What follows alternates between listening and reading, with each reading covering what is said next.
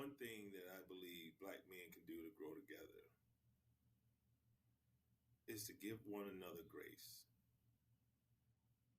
Because I don't think there's anyone harder on the black man than black men.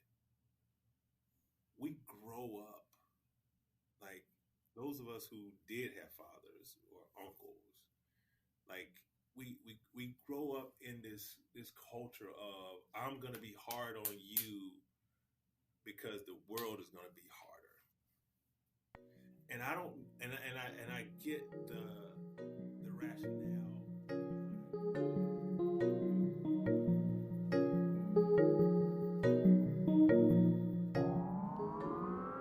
What's going on, everybody? I'm very excited for this next brother that we have coming up. We have a family man, advocate, and a CEO. We discuss topics that range from always wanting to challenge yourself, what it means to be a CEO and a black man 24/7, how important it is to self-analyze, serve your community, and build bridges. And lastly, how important it is for us brothers to give one another grace, for us to grow together. Enjoy.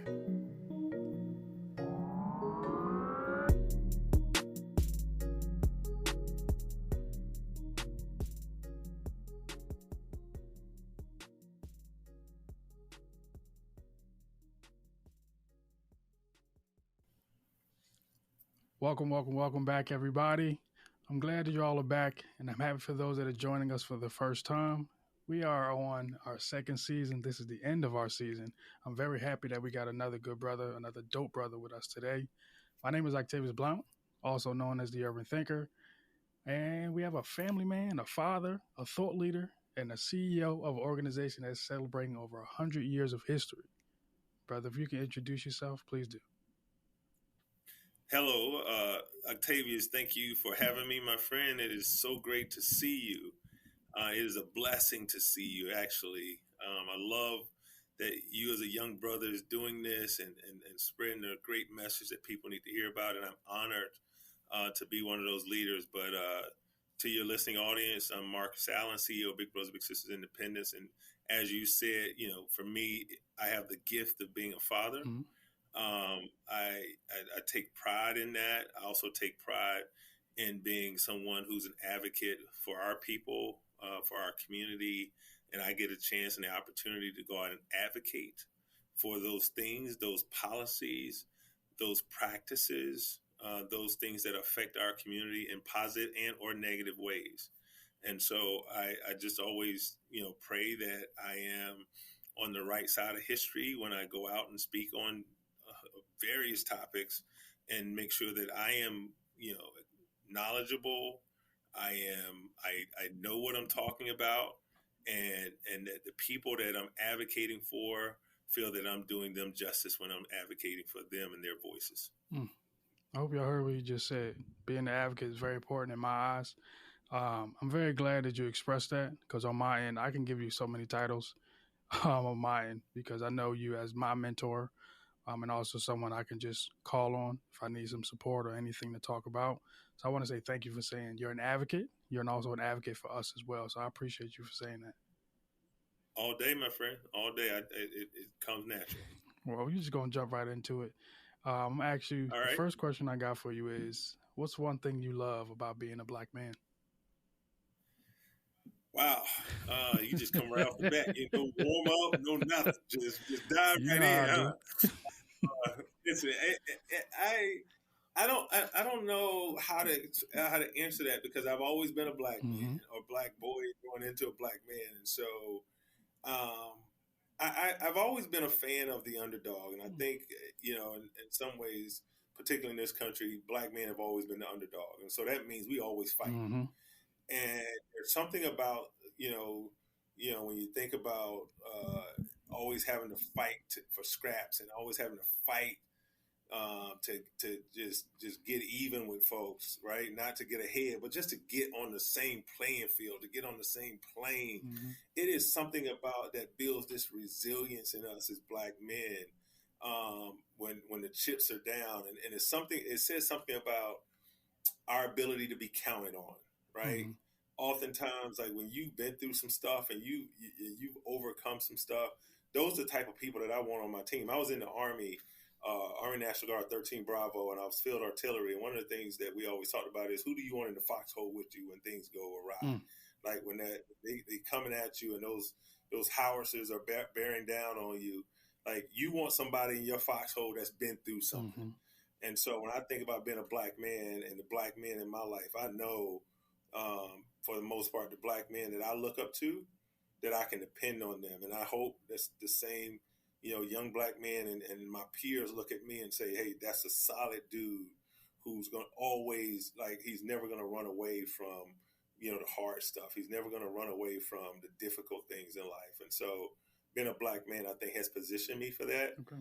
And I'm also a person who just believes in growth, and you don't grow being comfortable, right? You grow in your discomfort, you grow in the struggle, you grow in the storm, you grow in the dark. And so as a black man, depending on the way you frame your life and the way you look at your life, then you can find strength in the struggle, And so that's what I've done in my life. And I'm not just saying this with words. I mean this. Octavius, you know me. I get excited about when there's a challenge in life because I'm used to it, right? Like I was born with nothing. I was born homeless. I was born without, not knowing my father. I was born in abject poverty, right?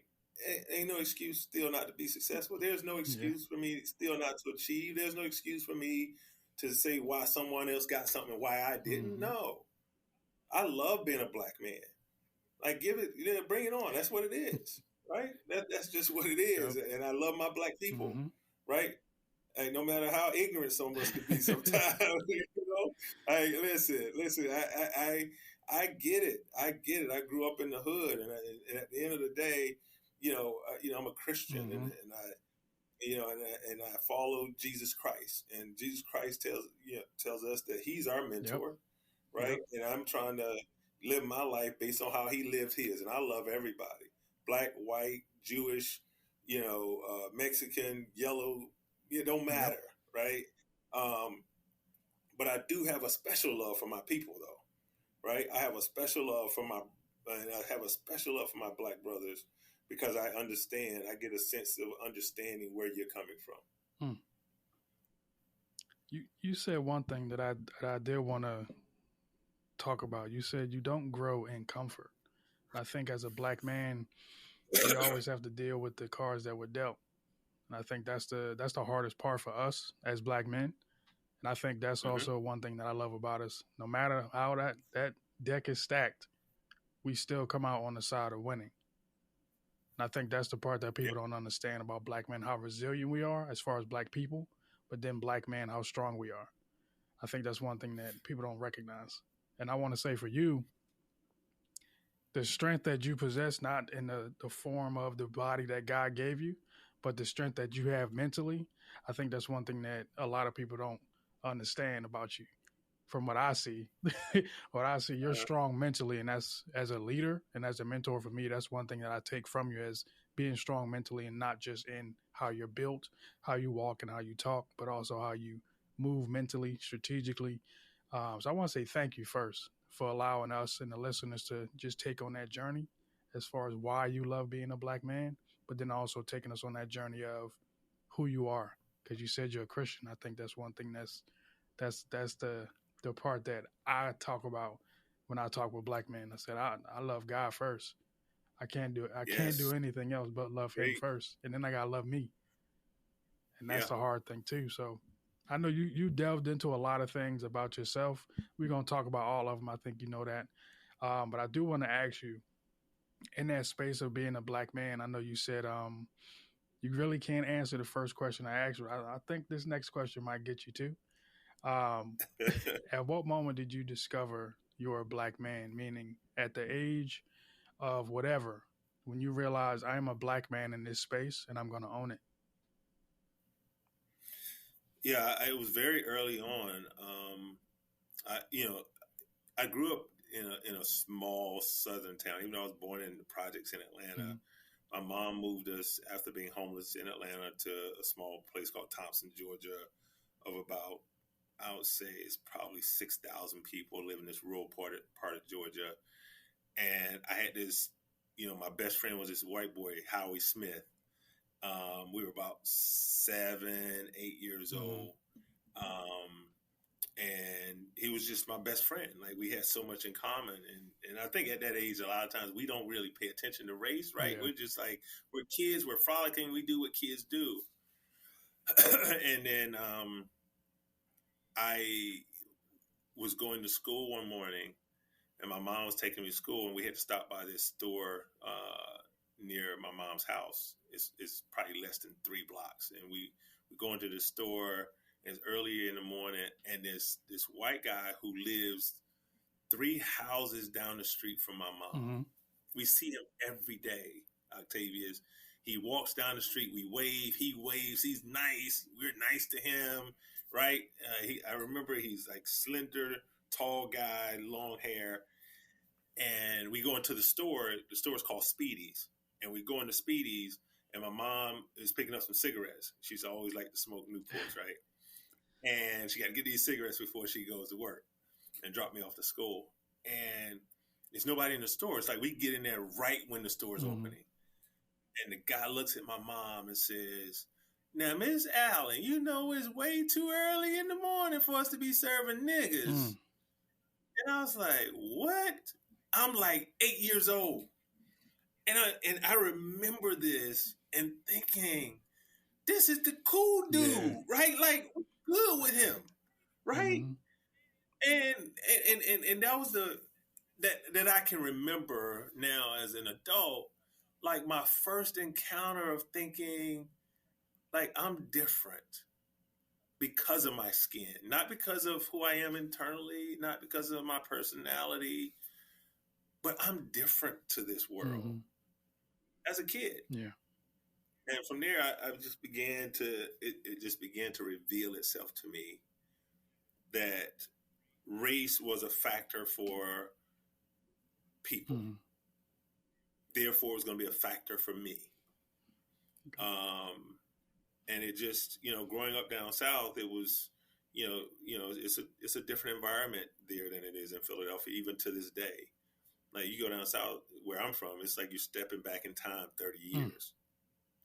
But and I remember saying to myself that I'm going to leave this community one day, and there has to be something better out there. And to this day, I just got back I went home to visit my mom 3 weeks ago, right? And I go home, and still to this day, I go to the football game, and the white people sit on one side. It's like you got away and home. So we have away sits opposite of the bench. And then on the home side, the black people sit on one side and the white people sit on one side. On the home side, right? Wow. So it goes back for me to 8 years old. Man. I think even in that that story you just said, and realizing that you're different, I think mine was not similar to yours, but mine happened in high school. Yeah, and I went to Roman Catholic. So when when you're in elementary, middle school, you're like family. It's like brother, sister. And then you get to high school. I went to all boys schools, and now that's a little different. You got a lot of testosterone kicking. You got a lot of people wanting to do this, wanting to do that. But there was some things that was a little different about Roman that I was not expecting. It was more of like a culture shock for me. And when I got there was some things that was said. And my mom always said, don't give someone the ammunition and make you seem less than who you are. And there was times where like people was trying to take my phone, and I was like, we're not going to do that. And there's been times where people have thought I shouldn't have gotten in trouble. Meaning I gripped the little boy up, and the dean was like, put him down. I said, look, brother, I said, I'd rather get in trouble with you than get in trouble with my mom when I get home to sit there and say, somebody took my phone. And there was other times where you had people just chirping, saying things that you don't want to hear.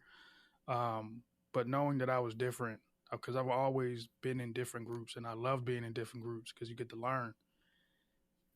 I knew I was different at Roman Catholic, and with the way you expressed, I feel different in my body, and I feel different because of my skin. I felt the same exact way. So I totally hear you when you say that. I want to thank you for taking me on that, taking me back to to Roman, because I really don't talk about it a lot, but I think it should be talked about. Because even this question that I asked you, black men don't get asked questions like that. When did you realize you were black? When did you realize your blackness? But there was also feelings that I had. I know there was feelings that you had in that space, but for black men, we don't get to really express those feelings. When we say, hey, we're hurting, we're crying, or we're upset, or we're angry. Growing up, how did you explore your feelings? Because I don't know how tall you were in certain grades, but I know you are a tall man right now. And as a young man, there were times probably when you didn't know how to express yourself. So who did you explore your feelings with, and how did they support you in that? I didn't, Mm-hmm. and I think that's not uncommon for black men. When I talk to my mom and I talk to people who knew me growing up, I was a very quiet kid. As a matter of fact, I was so quiet when I was younger that they thought there was something wrong with me. Like, they used the word, like, you don't say this word anymore today. But they say, is he retarded? Right? Because I would just sit in front of the television and I wouldn't talk to anybody. And I was just a real quiet kid. And now that I look back on it, I'm a very, I contemplate a lot. I'm in my head. Mm-hmm. I think a lot. I'm a thinker. And because I'm a thinker, and I'm a black man, I believe it kind of fueled this thing of, I keep my thoughts and my feelings to myself. Mm-hmm. And not having, and then growing up not around my father, but other black men, and seeing how they rolled, right? Like, I grew up around men and they was tough. My grandfather was a tough dude. My brother, who's 3 years younger, he was tough. Mm-hmm. And so I'm growing up around these boys and these other men, and there's this unspoken rule that you don't cry. You don't share any feelings that don't make you look like you're the man. I think I was like that, well into my adulthood, to be honest with you, Octavius. And it impacted me in ways that, now that I look back on it, it was this idea that I just wasn't going to be vulnerable, and I felt like being vulnerable was a sign of weakness. I didn't know at the time that vulnerability is actually a sign of strength. Mm-hmm. That trusting is a sign of strength, particularly trusting in environments where you know that there's, a great probability that you're going to get hurt, that you're going to get, like, someone's going to double cross you, someone is going to backstab you, someone's going to talk about you, like, and deciding that I am going to trust anyway. And that understanding that even when people who are closest to me, who talk about me and do me wrong, that I am not allowing my heart to grow bitter. I'm not going to let the scab form around my heart where I don't continue to be vulnerable and open to love. And that's really, like, that was a learning over time. And I was kind of doing that as a young man. And as a boy, like, I was like, I just always saw myself as being tough. I was always just tough mentally. I was always tough emotionally.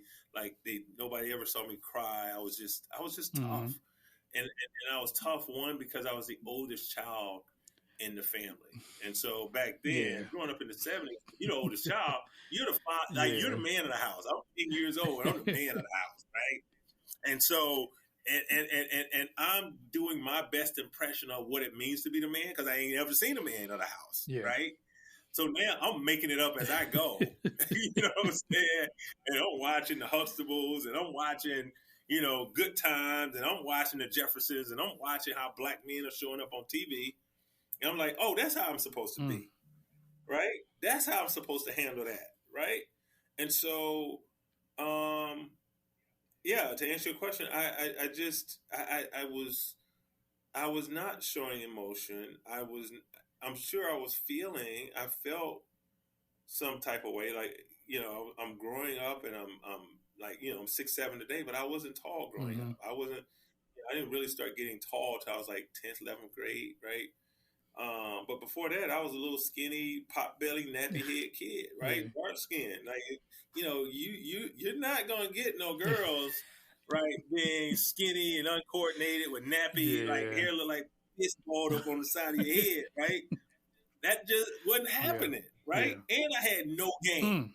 right? And so we already know growing up, like, to a certain extent, you put your value in, do girls like you? Mm-hmm. So now I'm not getting, that type of attention from the ladies. Um, and I just, I had these feelings and desires, and I was like, okay, well, let me put it into sports and let me put it into the classroom. And so I took that energy and I was like, well, I'm going to figure out how to get out of the hood. I'm going to figure out how to take care of my mom. Mm-hmm. And that's where I'm going to focus. And while I was doing that, other stuff started catching up, like my size, I started to grow, things started to happen for me.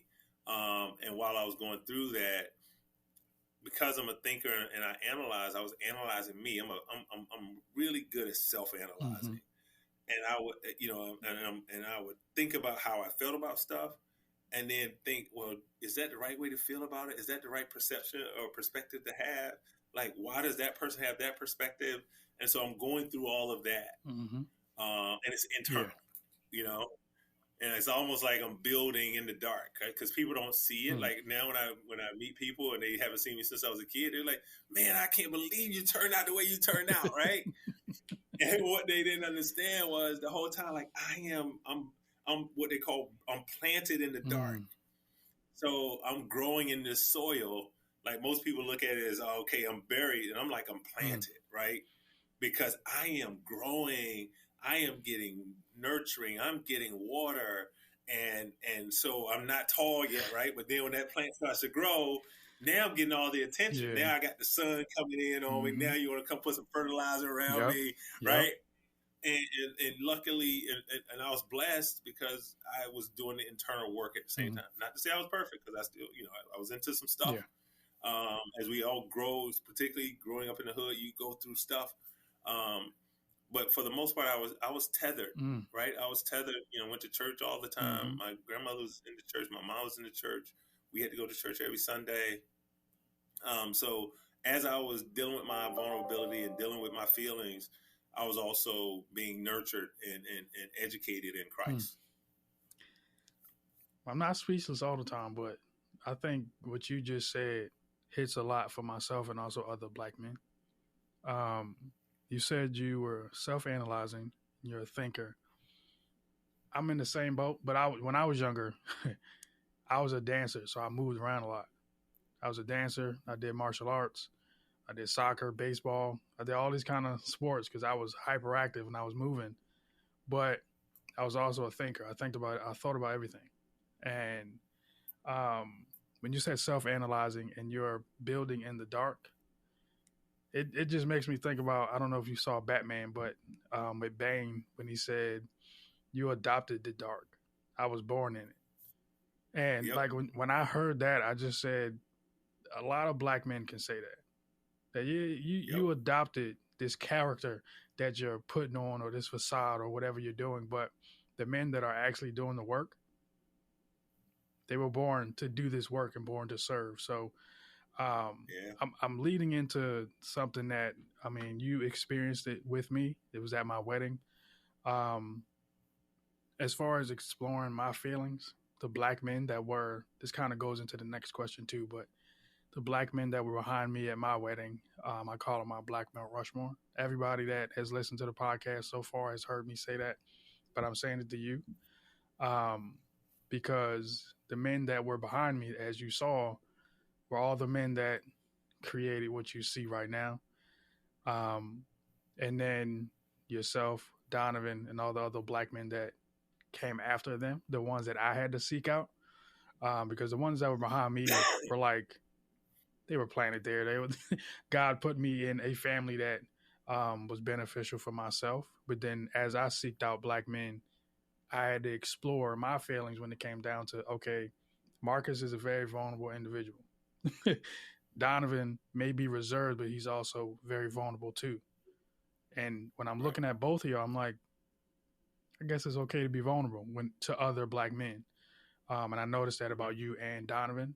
And y'all are very tall brothers, and me taking up space means not just in my height because I'm not as tall as y'all, but as far as mentally and the things that I do to serve black men and boys, I think I can, stand toe to toe with y'all.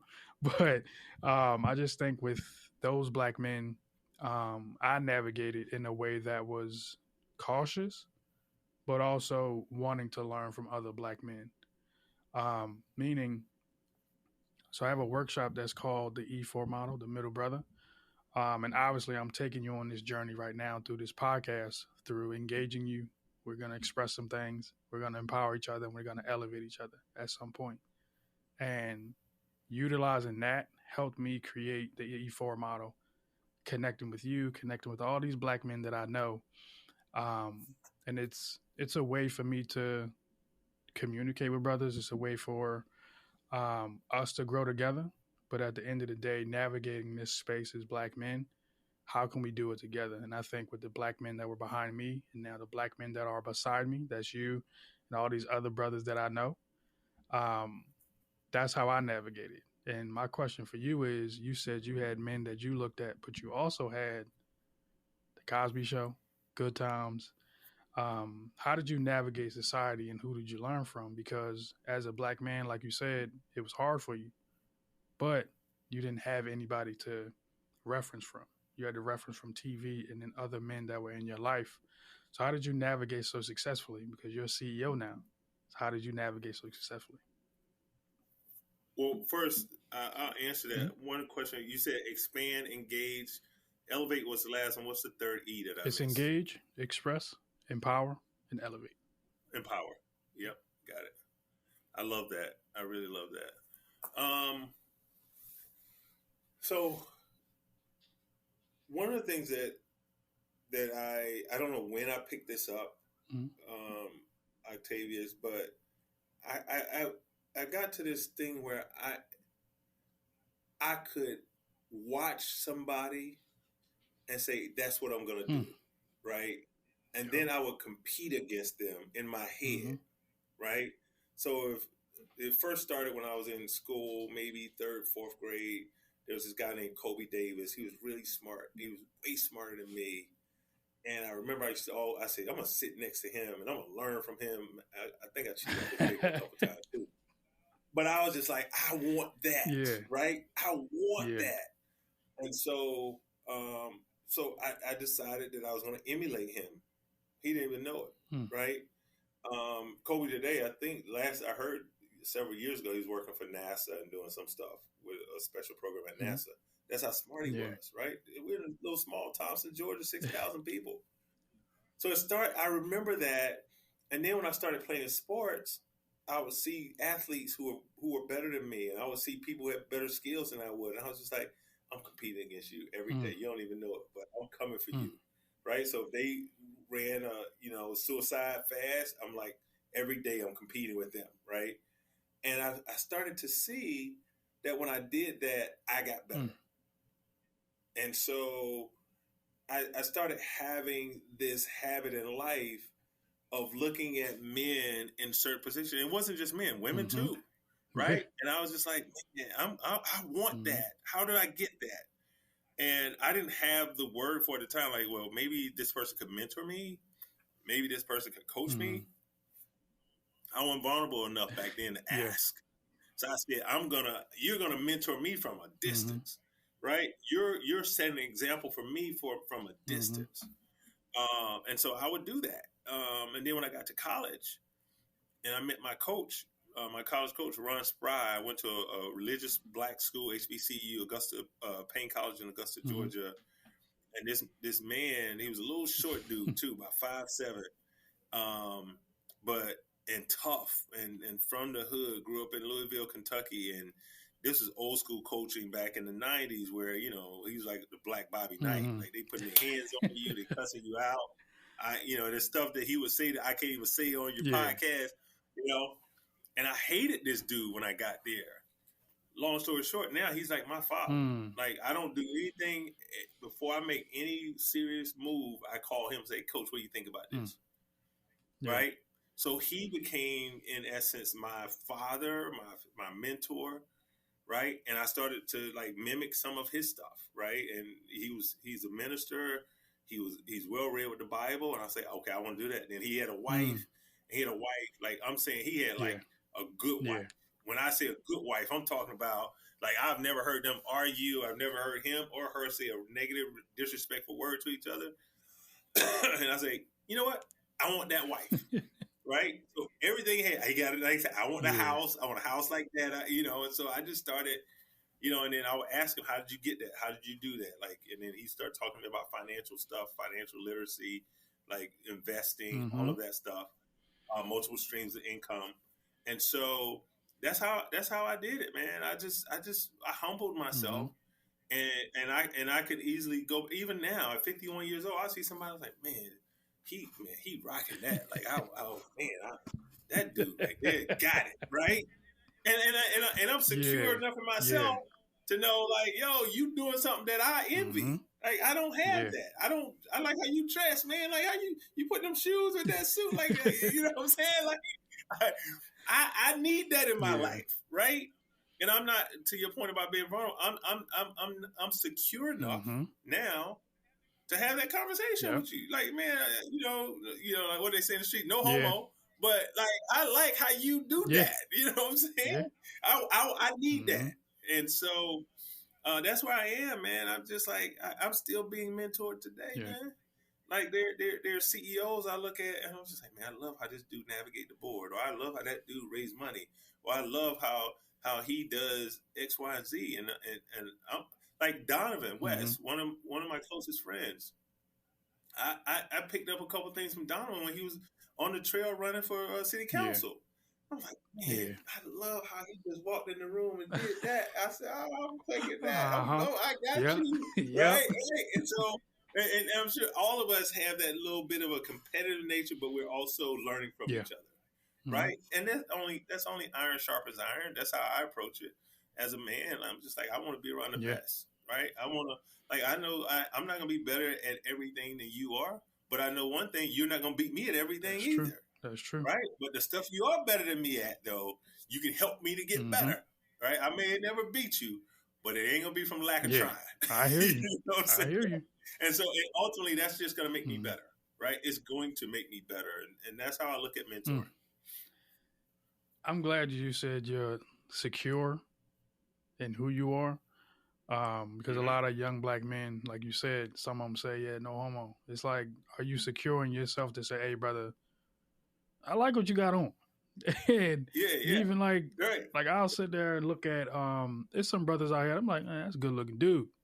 Like, you got your beard right, you got your suit right. I'm like, bruh, you killing it. And you have to be very secure in yourself to say, hey, like, you look nice in what you got on.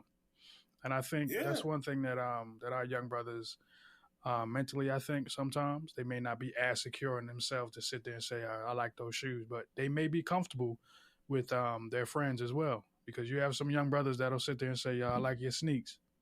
But that's a way for them to understand, like, our way of saying, I see you, is I like your sneaks, or I like that hoodie, or I like that hat. But I think one thing that you did say in this space as far as mentoring that I do want to get to is that you wear a lot of hats. I'm going to be honest with you.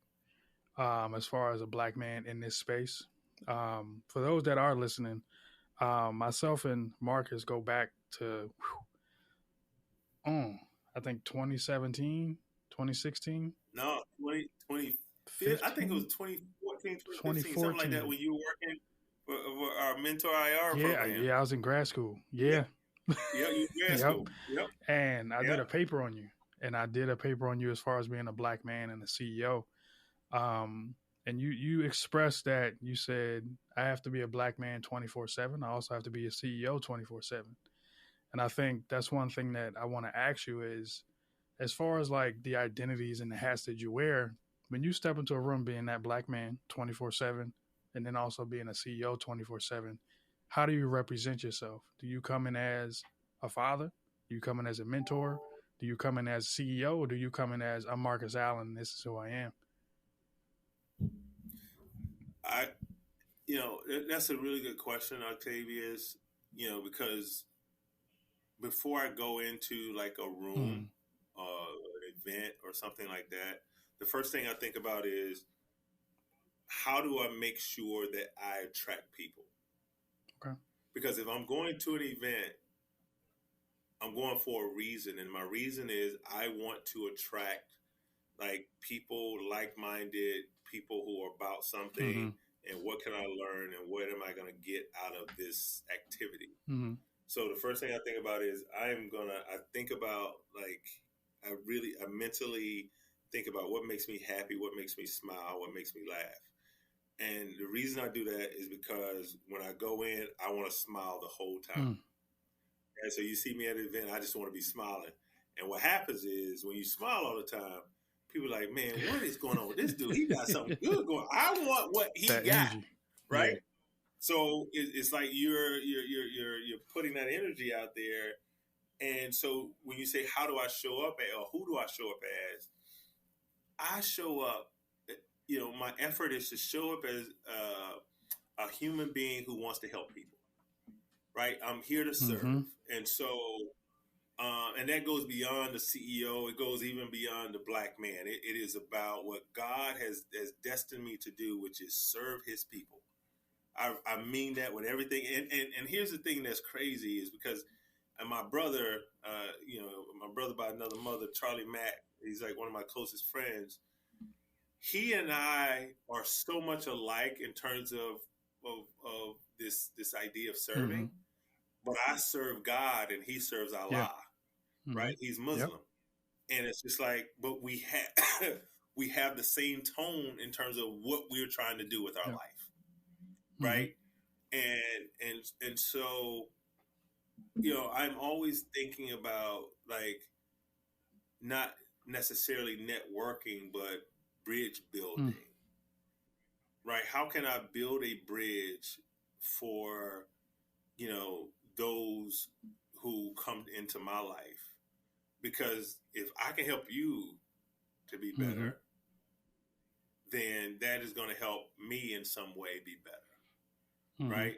And I think that's a different way for some people, or at least some of my brothers in Philadelphia who, sometimes we run across people who are hating or haters or, jealous or what have you. And I don't see any space for that, man.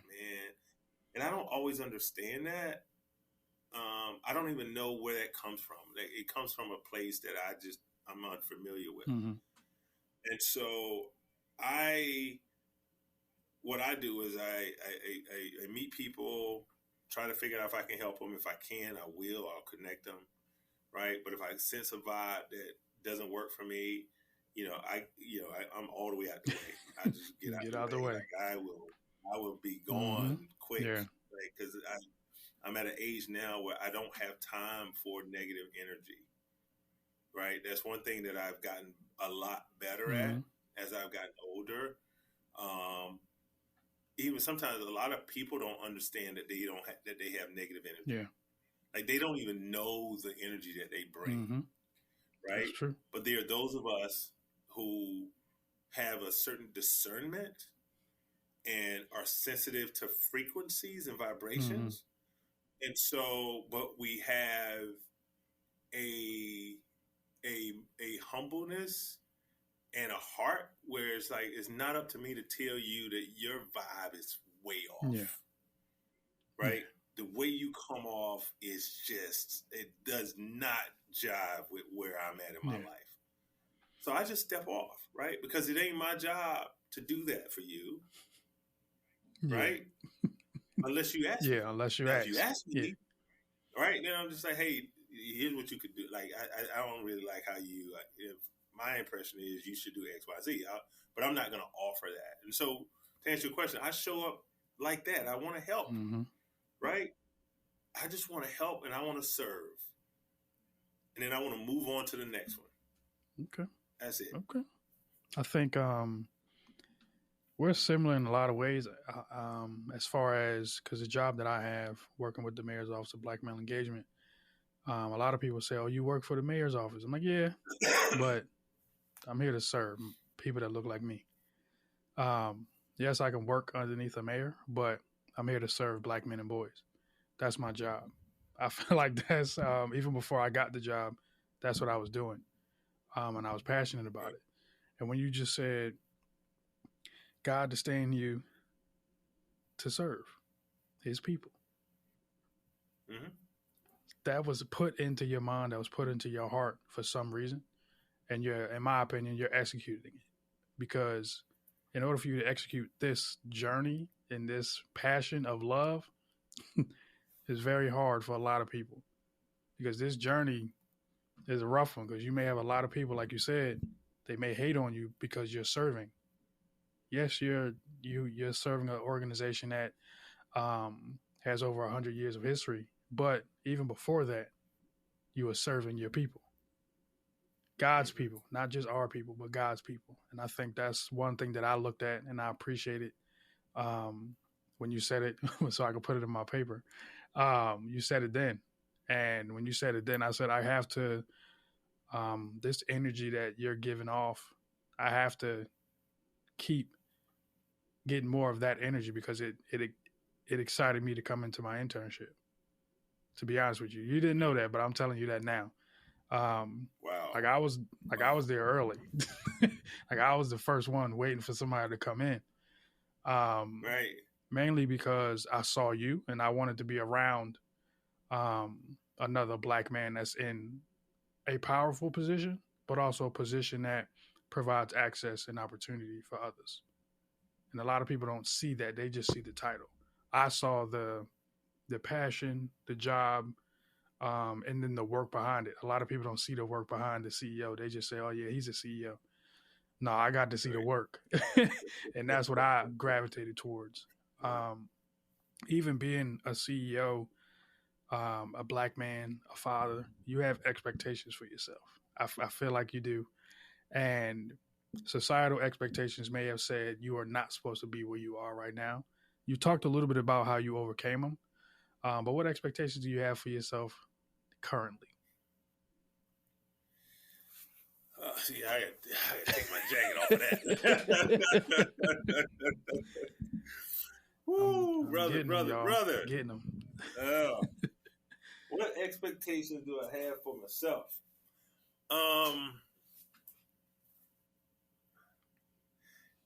One of the expectations is continued growth. No matter what, I don't want to stay in one place. Okay.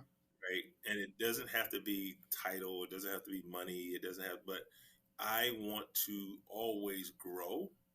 I have a curious nature. Mm-hmm. I love to learn new things. Mm-hmm. Right, and I have this hobby of wanting to see how I react under pressure. Okay. Right. Okay.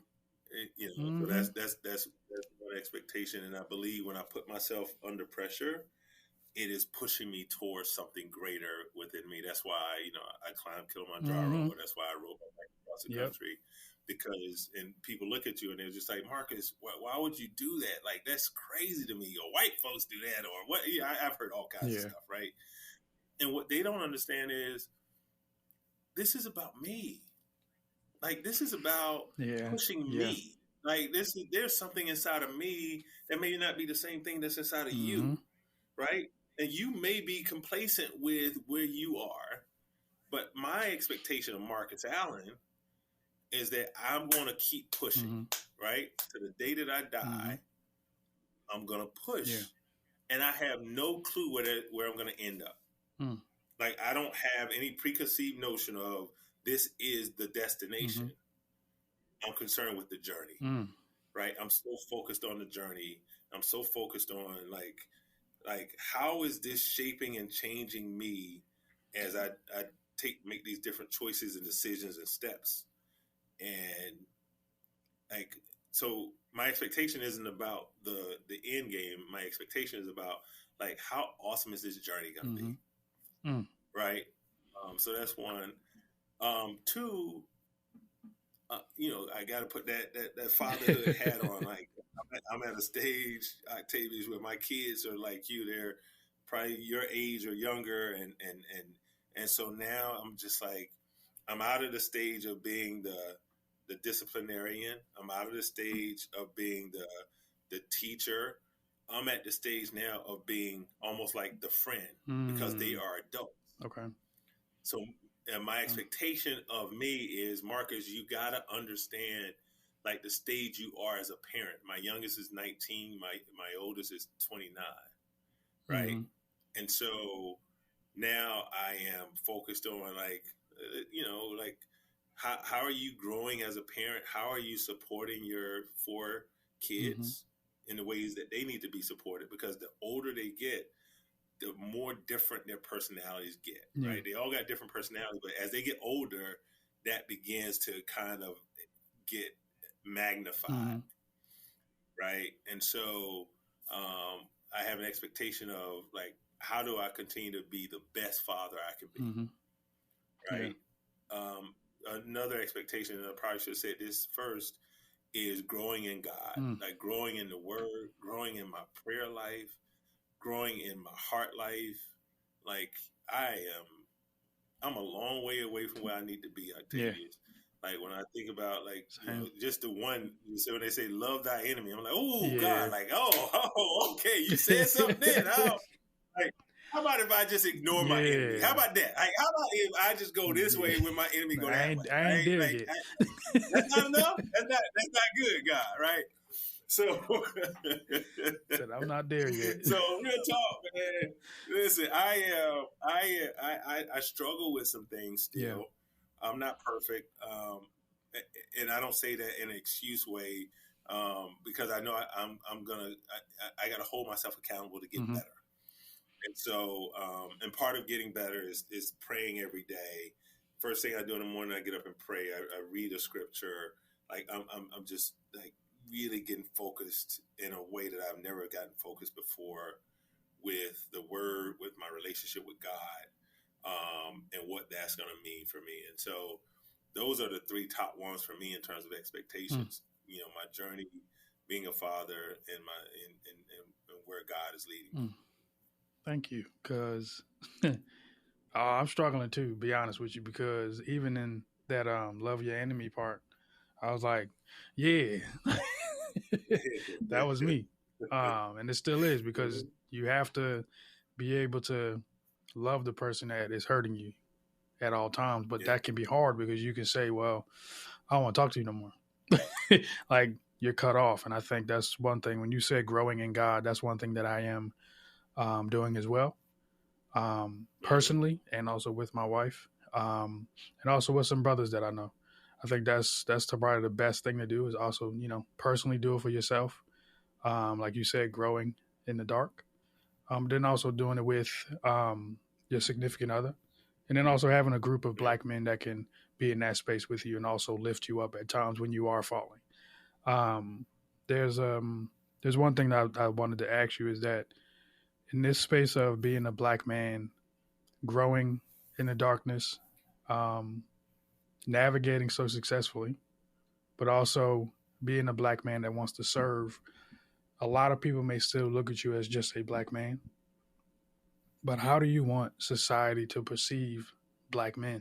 Because they can look at me with what I have on right now and say, oh, he doesn't work for the mayor's office.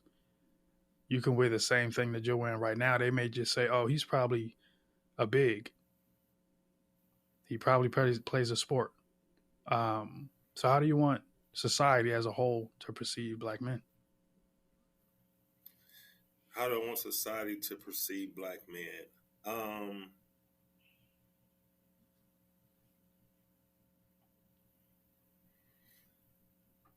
I think before I can answer that, we have to,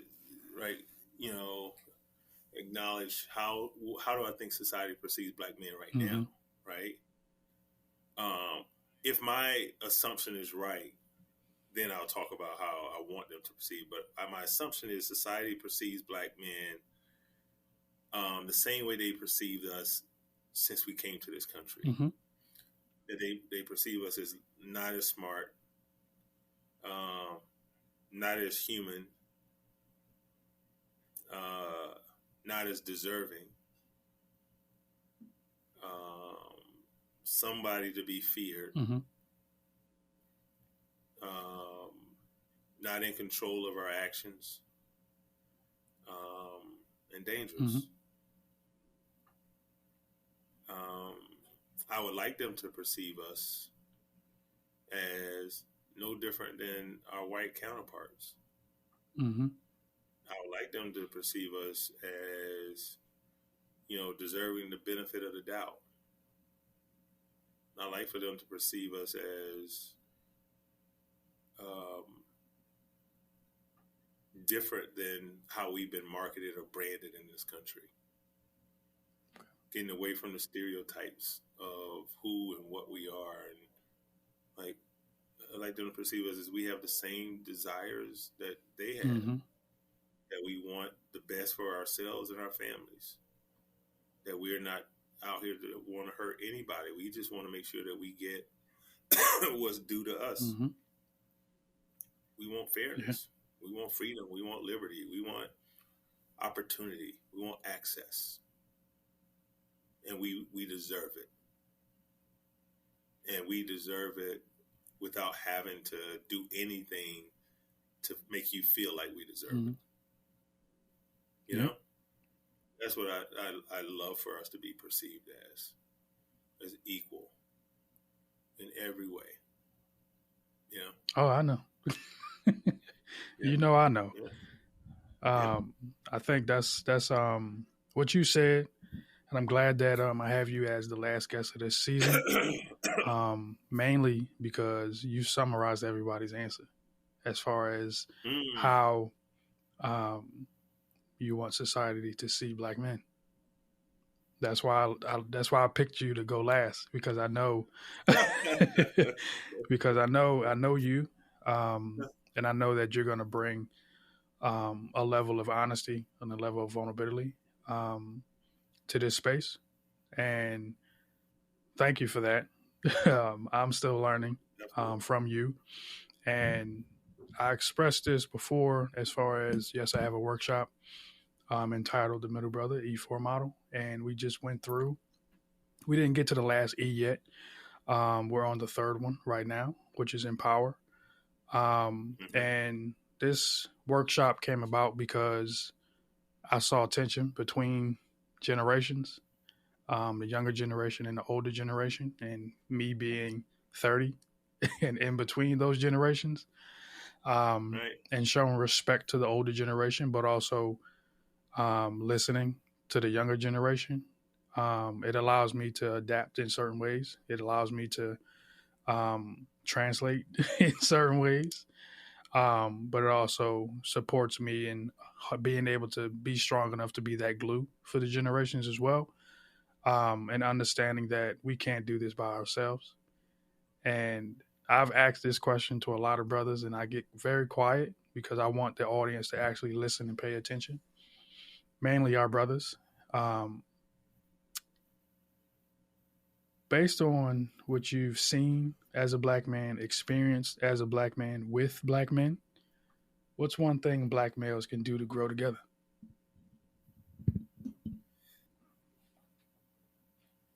Yeah.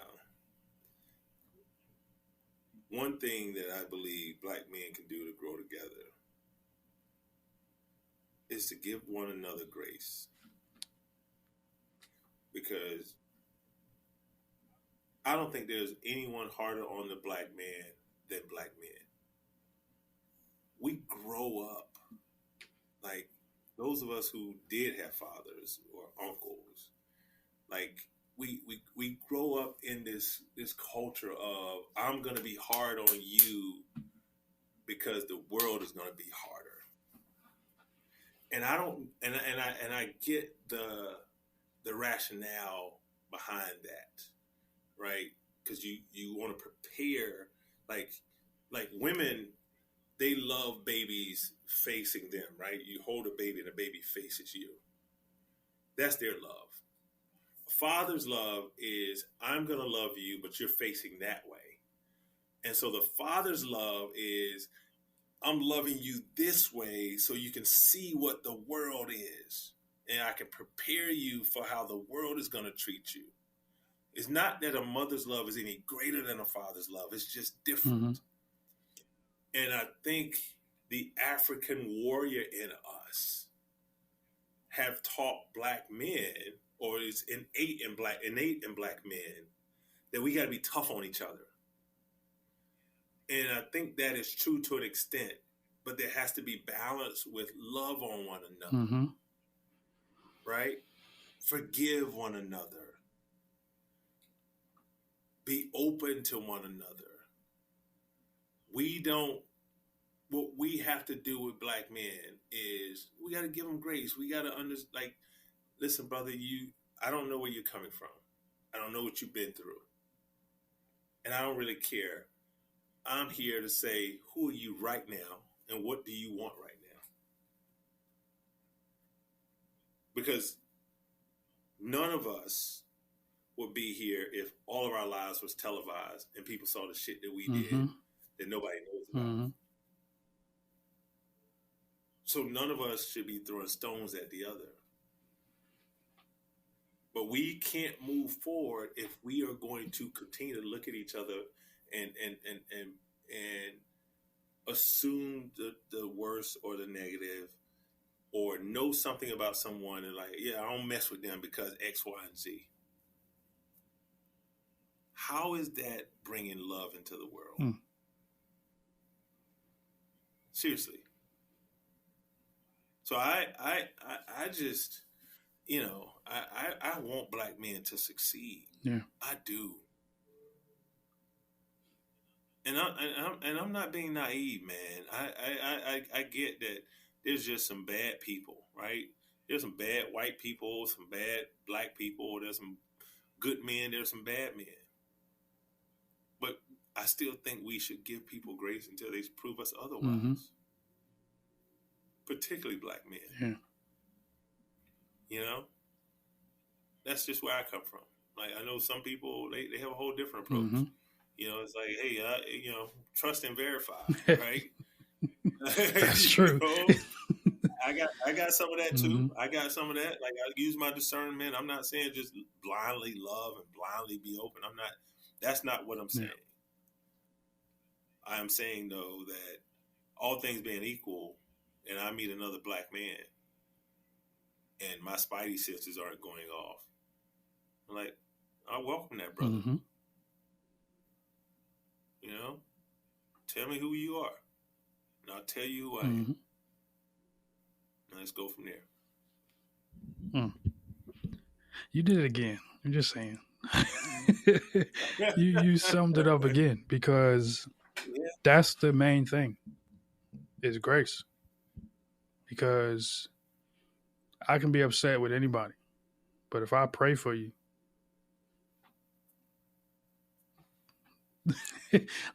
there's nothing else for you to say. I pray for this brother.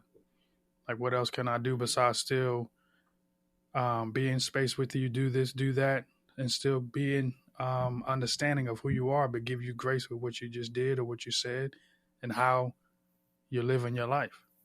So thank you. I take it a step further. I tell you, I'll be like when I see and I have the opportunity, I'll say, I'm not gonna pray for you. Come here, I'm gonna pray with you, right? Because I don't take it for granted that every brother know how to pray, right? So if prayer is a part of who you are, if your faith is similar to mine, and you're open to it, come on, brother, I pray with you, right? Let me pray with you right now. Yeah. Right? Mm-hmm. That there is no greater form of love than to sit with somebody and pray with them. Think about that. If God is the first in my life, the first priority in my life, I'm going to share an intimate moment with you, me, and God, where two or more are gathered. Right? My brother. Like, it doesn't get more intimate than that with a brother, Yeah. right? And I truly believe if more of us knew how to pray, prayed more often, Yeah. right? Shared in prayer, that to me that in and of itself would eliminate 50% of the violence in our city. Yeah. Brothers praying with brothers. Like, if you came up with, an initiative, as a part of your brother stroll and the stuff that you're doing with the mayor's office, and said, hey, we're gonna do a day of one day a year. Your goal is to grab a brother and y'all gonna pray together. Imagine what that would do, Octavius, if brothers took that seriously and said, this is prayer day. I got to grab somebody. Like, it's not enough that I'm going to pray every day. That's not what God asks us. God wants us to go out and advocate to others, to bring others to worship him and bring others into the fold.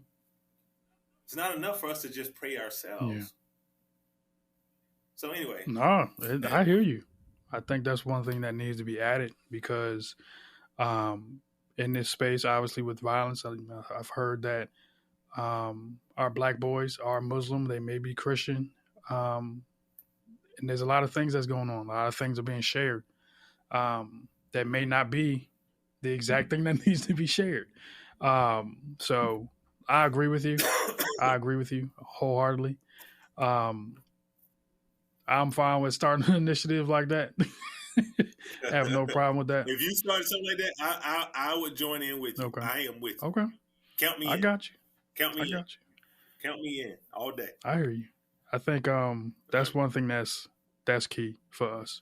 But I do want to, we are going into the elevation part. This is for you, allowing me to elevate you, meaning whatever you have going on as far as being a father, CEO, or even a thinker, anything that you want to elevate right now in this space, this is the time, brother. Go ahead. Well, I know that your listening audience is, you have a nice following of brothers. And so what I want to elevate in this space is the youth in our city who need us, and in our surrounding counties that Big Brother, Big Sister serves. Our biggest challenge is recruiting brothers to be bigs in our program, mentors. Traditionally, when we put out the message, a lot of white people show up to volunteer to be bigs. We don't get a lot of black volunteers for various reasons, and I won't go into the details of that.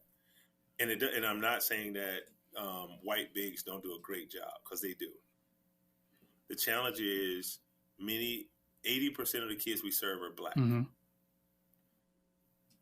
Majority of those kids that we serve that are black, they have a single mother or grandmother who has said to our staff, can you find a man that looks like a black man, so that my son can have someone to look up to that looks like him? Okay. And so we have changed our strategy, and instead of just doing the mass marketing for bigs, we're now doing targeted marketing in the communities where our kids are coming from. Because now we're finding that many of our bigs volunteers or potential volunteers aren't signing up because they hear the violence in the city. So I know that there's a lot of great black men that live in those same zip codes where there's gun violence. They live in the same zip codes where the news is saying they're dangerous. And so my ask is that those black men that live where our littles live, in North Philly and Mantua and West Philly and Germantown and West Oak Lane and South Philly, you name it, we want you. And we accept guys with criminal records, as long as it's not aggravated assault. The only thing that precludes you is aggravated assault and any sexual sort of offenses, past or present, right? Other than that, like, it's a conversation. Okay. You don't have to worry about us putting your business out there if you had a record that's confidential. And so that would be my ask, Octavius. that we still have kids on our waiting list who could really use a black man, leverage a black man being a mentor for them. Thanks, brother. That information you can find on your website, correct? Yep, our website is independencebigs.org. That's independencebigs.org. And when you get to the site, you can go and click on Be a Big, and it takes you to an application that you can fill out online. It'll also be in the link that I have as well. I'll put that in there as well, good brother. Thank you, sir. I really appreciate you. And as we end on Elevate, I want to elevate you and just say how proud I am of you, Octavius. You have been consistent since I met you. Mm-hmm. You have consistently had an open heart to what is happening in this city and been willing to do something about it. Oftentimes, people talk more than they do. And what I have seen with you is you've done way more doing than you have talking. What I've also seen with you is someone who seemed to be very shy when I first met you. That wouldn't say more than 2 or 3 words. Yeah. And now you're an active activist, a voice for the folks that you're advocating for. And I got to say, I know I'm not the most proud of you because I know your mom is the top one. And you have made your mom so proud of you, my man. Mm-hmm. And it's just for me to be on the sideline and see the man that you've grown into, to see you at your wedding, to see like what you're doing in the community. Like the sky is the limit for you. Matter of fact, the sky ain't even the limit. You can go past that, Octavius. I mean that. Like you have talent, you have desire, you have gifts. Don't let anyone put any lids or ceilings on top of you, my brother, because you have something special. I mean that. You have something special, and I want you to get the most out of it. You almost had me crying, bro. I'm not going to lie, because... Hey, no, this is love, brother. Yeah. I think... all love. I think that's the first time that's happened on the show. Not this season. Last season it happened once. I know Wayne Williams from Temple, he did it. I love Wayne. So thank you for doing that.